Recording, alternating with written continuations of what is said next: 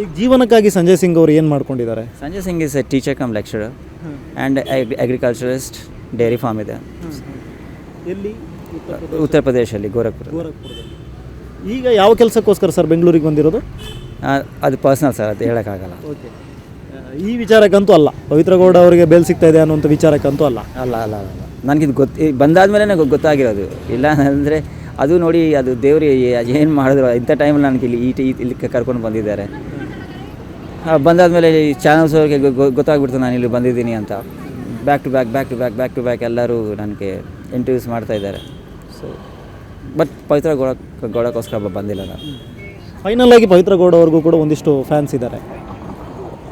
ಒಬ್ಬ ನಟಿಯಾಗಿ ಅವರನ್ನು ಇಷ್ಟಪಡುವಂಥ ಒಂದಿಷ್ಟು ಜನ ಇದ್ದಾರೆ. ಜೊತೆಗೆ ಇಂಥ ಒಂದು ಸಂದರ್ಭದಲ್ಲಿ ತಾವು ಏನು ಹೇಳ್ತೀರಿ? ಎಲ್ಲರೂ ಜನರಿಗೆ ಏನು ಹೇಳ್ತೀರಾ? ಜನರಿಗೆ ನಂಬಿಕೆ ಇಟ್ಕೊಳ್ಳಿ, ಒಳ್ಳೆಯದೇ ಆಗತ್ತೆ. ಸ್ವಲ್ಪ ಪೇಷನ್ಸ್ ಇಟ್ಕೊಳ್ಳಿ ಅಂತ ಜನರಿಗೆ ಹೇಳ್ತೀನಿ ಅಷ್ಟೇ.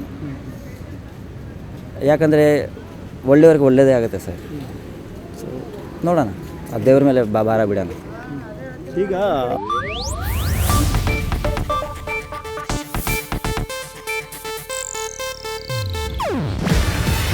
ಇದು ಏಷ್ಯಾನೆಟ್ ನ್ಯೂಸ್ ನೆಟ್ವರ್ಕ್ ಪ್ರಸ್ತುತಿ.